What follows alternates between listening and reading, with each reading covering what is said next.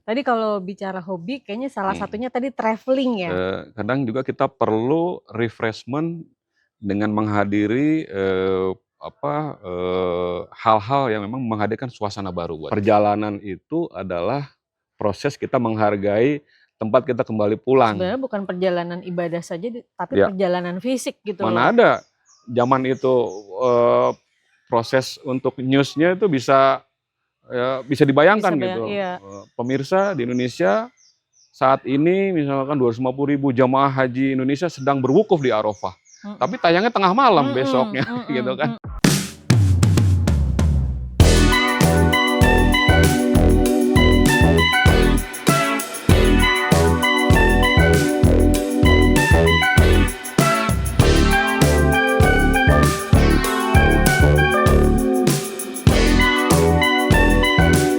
Welcome to the show Sobat Rekreasi, selamat datang di Ruang Rekreasi.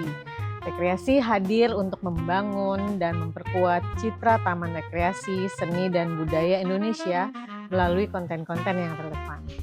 Halo Kang Rendra Pitna, apa kabar? Halo Mbak Sari, alhamdulillah sehat. Alhamdulillah. Terima kasih sudah datang di Ruang Rekreasi, Terima Ruang kasih. Terbuka Rekreasi. Terima kasih juga kita sudah diundang Ke rekreasi tempat ya. yang indah ini. Waduh, alhamdulillah.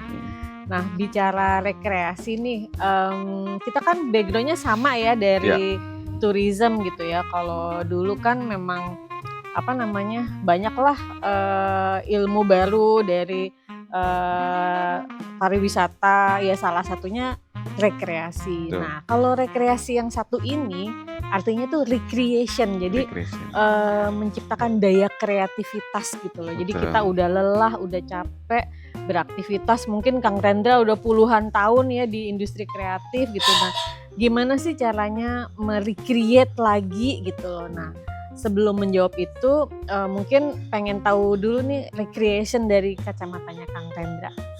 Apa sih menurut Kang Rendra recreation itu? Ya, kurang lebih hampir sama ya. Recreation itu artinya tadi menciptakan kembali, mereaktivasi kembali. Mungkin untuk secara bahasa sederhananya mungkin saya lebih senang menghadirkan kembali. Jadi menghadirkan kembali semangat, suasana yang kita rindukan gitu kan, dengan cara yang memang sesuai dengan passion kita. Kurang lebih seperti itu ya. Oke. Nah, untuk recreation itu ada nggak sih 5 cara gitu, 5 cara yang sering dilakukan sama Kang Rendra untuk menghadirkan kembali daya kreativitas itu? Ya, mungkin yang paling pertama sekali kebiasaan saya itu ketika memang kita jenuh gitu dari rutinitas hari-hari, pekerjaan hari-hari, yang pertama mungkin kita berkontemplasi. Dalam hal ini mungkin karena kita makhluk beriman ya, kita sholat ya, berdoa seperti itu. Kemudian hal lain juga yang salah satu yang memang biasa juga kami lakukan, ya melakukan hobi, kan, bercocok tanam, olahraga dan lain-lain. Kemudian juga kadang juga kita perlu refreshment dengan menghadiri hal-hal yang memang menghadirkan suasana baru buat kita, seperti hiburan, konser musik, pagelaran, tari-tarian, drama dan lain-lain. Itu juga yang biasa kita lakukan. Ya kurang lebih seperti itulah, hobi, olahraga, hal-hal yang memang nggak pernah kita bisa lakukan setiap hari gitu, seperti itu. Tadi kalau bicara hobi kayaknya salah satunya tadi traveling ya. Siap. Nah, ini kayaknya ini banget ya, udah walaupun kita tourism people juga ya, pasti Kang Rendra pengalaman travelingnya udah kemana-mana nih ya gitu. Nah, boleh informasiin juga gitu loh, pentingnya traveling nih, apalagi anak-anak sekarang kan sedikit-sedikit healing gitu ya. Kayaknya kalau arti traveling sendiri nih menurut Kang Rendra, mungkin teman-teman sobat rekreasi biar dapat insight baru dari Kang Rendra tentang traveling itu sendiri. Ya, sebetulnya inti dari recreation itu tadi ya adalah memang perjalanan, karena Sunatullahnya gitu kan, kalau kita memang ingin suatu suasana yang baru gitu di luar Mhm. rutinitas kita, ya memang mau tidak mau kita minimal melakukan perjalanan. Contoh Iya. kecil misalkan, ya keluar dari rumah ya kita kan harus jalan kaki juga, Mhm. olahraga juga berjalan gitu kan, Mhm melakukan mhm. perjalanan gitu Mhm kan. mhm. Dan memang ini sunatullah, Iya iya. termasuk juga, agama kita, Islam itu juga mengajarkan memang, surat Al-Jumu'ah ayat 9, 10 itu ya Mhm. bertebaranlah kalian, selesai sholat Iya itu bertebaran. iya Artinya kan melakukan perjalanan, iya pergerakan, iya. seperti itu. Nah kembali ke traveling tadi, memang dasarnya memang saya dari muda memang senang banget Seneng gitu jalan-jalan untuk kayaknya ya. jalan-jalan. Iya iya iya iya. Suasana yang baru itu yang paling mahal adalah, environment gitu kan, itu Mmm. yang memang, saya sendiri dari semenjak muda itu kepengen suasana-suasana yang baru, nggak pernah gitu kita rasakan gitu, kita Mhm. kita nikmati gitu. Bahkan tempat yang baru mungkin dengan suasananya juga yang memang khas ya, Iya iya. tempat yang baru, apanya gitu kan, itu yang perlu gitu. Nah ini yang membuat, membentuk saya dari muda juga senang, melakukan traveling, dan alhamdulillah gitu ketika saya lulus kuliah pun Mhm. berkecimpung di pekerjaan yang mayoritas memang harus melakukan perjalanan. Perjalanan. Nah Iya seperti iya itu, iya dan ini iya kan iya. artinya pekerjaan dengan passion itu ada kesesuaian. Iya. Artinya itu ya, ya alhamdulillah ya buat saya berkah juga, Mhm eee, mhm. melakukan perjalanan dan dibayar pula gitu Iya kan, iya iya seperti iya itu. iya. Itu mungkin Mbak Iya, tadi. kalau, traveling sendiri nih Mhm, manfaatnya ya, iya, manfaatnya, untuk Kang Rendra sendiri tuh apa sih? Melakukan traveling itu tadi tadi kan mhm, traveling-nya bisa jadi tadi kan ada outdoor gitu ya, mhm, ke gunung, ke pantai betul. gitu. Ya Manfaatnya apa saja yang bisa dirasakan gitu? ya, buat diri pribadi sih sebetulnya bahwa, suasana yang baru itu akan menghadirkan gitu Mmm. kan, artinya semangat baru juga. Eee, kita nih nggak pernah ngerasain bahwa gudeg yang otentik itu adanya di Jogja. Mhm Tanpa mhm. melakukan perjalanan sebenarnya kita bisa juga mendapatkan juga ya gudeg Mhm yang sama di mhm Jakarta gitu. mhm mhm. Tapi ambience-nya itu yang berbeda, Beda. yang ini kan full package ya. Iya iya. Ketika memang kita butuh suasana, makanannya sama, dan itu jadi paket yang lengkap Sebuah gitu kan. experience ya, Experience yang experience lain. Nah yang ini akan berbeda. menimbulkan ya semangat baru, oh Mhm. iya berarti ini hikmahnya kita melakukan perjalanan. Mhm mhm mhm. Ya hakikatnya sebetulnya traveling itu, hidup sendiri itu pun udah jadi perjalanan, Perjalanan ya. ya kan. Sebenarnya proses Perjalanan perjalanannya ya, betul, bukan perjalanan tujuannya aja gitu bener, ya. perjalanan kita dari lahir, jadi anak-anak, ya kan, Mhm masa remaja gitu kan, mhm masa dewasa, mature, kemudian kita kembali lagi gitu. mhm. Nah ini, Oke, eee, perjalanan itu tadi. Jadi iya. sebetulnya mau tidak mau memang kita, dipaksa juga untuk mengambil hikmah bahwa memang, hidup ini adalah perjalanan Iya, gitu. setuju setuju. Jadi istilahnya kalau kita ya bahasa apa, saya meng-quote gitu bahwa, eee, perjalanan itu adalah proses kita menghargai tempat kita kembali pulang Mmm, gitu. iya, Jadi sejauh, ke kita melangkah, tujuan utama kita adalah rumah, adalah pulang gitu, pulang, seperti iya. itu. Oke, ini kalau ngobrolin traveling kayaknya, Mhm, pasti kita yang mana yang banyak ya mhm, kayaknya, albumnya banyak nih. Nah kira-kira kalau kita buka-buka album-album traveling nih, ya, kira-kira ada nggak sih, cerita yang paling berkesan nih buat Kang Rendra sendiri ya. sebagai, traveler, sebagai promotor musik, sebagai backpacker gitu ya. Jadi, Ya, apa sih, traveling yang paling berkesan mungkin bisa kasih beberapa contoh gitu? ya sebetulnya ada traveling yang tidak terlupakan sampai sekarang pun, itu saya cerita tentang pertama kali saya melakukan perjalanan, Mmm, selain dari perjalanan, tempat tinggal ya, iya artinya iya iya gitu iya kan. iya. Jadi saya ingat waktu itu di pertengahan 91 apa 92 lah, waktu itu kita Mmm, masih semester semester 3 ya, semester mhm, tahun 92, 93 ya. Saya ingat libur semester itu saya nggak pulang ke rumah, mmm, tapi saya dengan, backpackeran gitu ya, Mhm. dengan baju seadanya saya melakukan pertama kali dalam perjalanan hidup saya, melakukan perjalanan ke Pulau Madura Ke gitu Pulau kan. Madura, itu dari Bandung Dari ke Bandung Madura ya? Bandung, Surabaya dulu, Oh Bandung, Surabaya, Bandung, Madura, nih Surabaya. anak kos Iya, nih zaman dulu kan perjalanan belum anak ada kos, belum Suramadu, ada Suramadu ya? masih Iya, nyebrang pakai feri kalau nggak salah. iya. Jadi, dan pilihan kendaraannya pun saya pakai kereta yang paling murah. Jadi saat itu Mmm. cuman Rp7.000 tuh udah bisa sampai Surabaya Waktu gitu. itu motivasinya apaan sih? Mau Madura gitu, kayaknya ada sesuatu apa di Madura gitu? Ya tadi, saya pengen merasakan suasana yang lain dengan Bandung, Oh, gitu. Bandung dingin, Iya, Madura panas iya, gitu ya?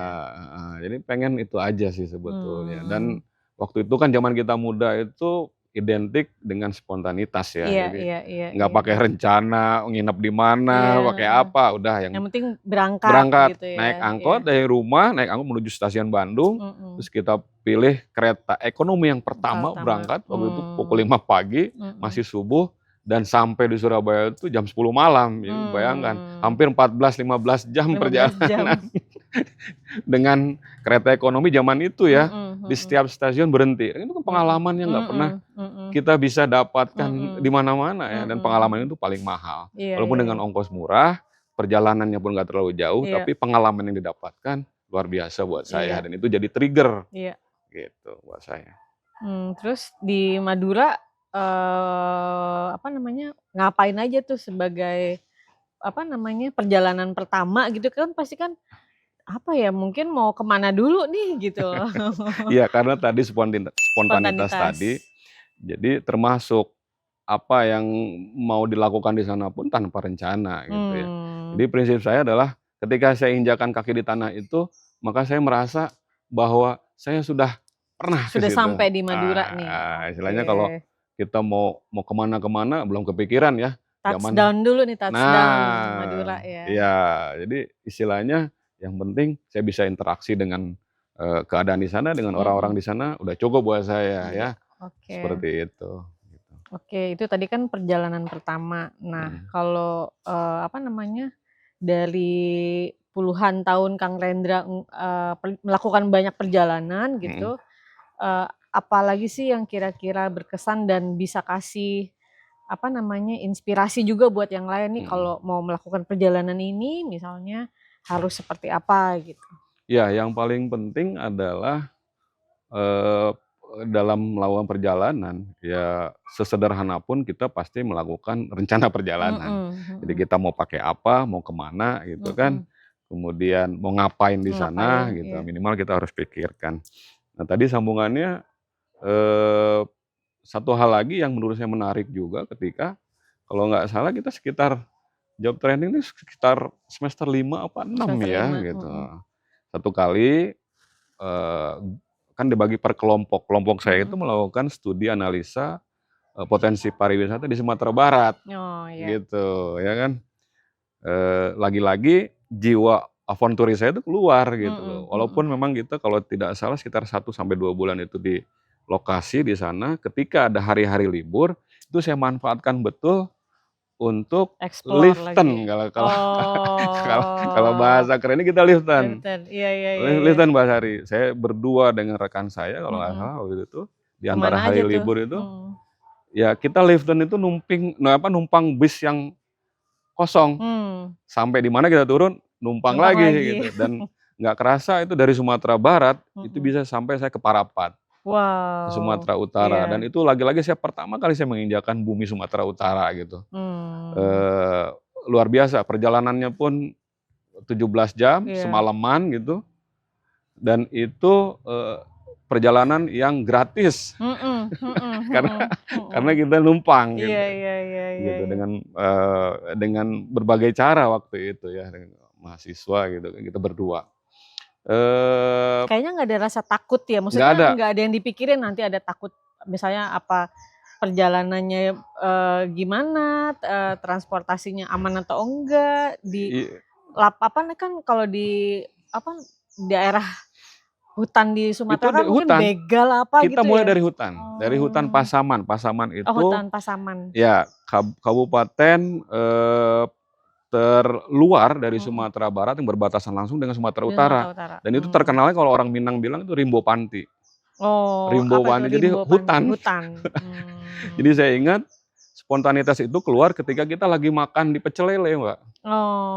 Pecel lele, saya berdua kawan saya bilang, kok saya lihat ini banyak banget bis wisata yang mengantarkan wisatawan dari Sumatera Utara ke Sumatera Barat dan dia kepulangnya kosong. Saya bilang sama kawan saya, Rom, apa kita nggak bisa numpang aja kali ya sini. Kedengeran sama mbak-mbak tukang pecel lele. Mbak tukang pecel lele kan dahsyat ya, sampai di Sumatera Barat aja ada tuh yang namanya pecel lele Lamongan. Iya. Nanya ke kita, kalian dari mana? Dari Bandung. Mau ngapain ke sini? Udah aja spontan aja Mbak, saya bilang, saya pengen ke Danau Toba, saya bilang pengen tahu. Bener nih, mau. Bener. Yaudah, sama Mbak dititipin ya, sama supir bis tadi.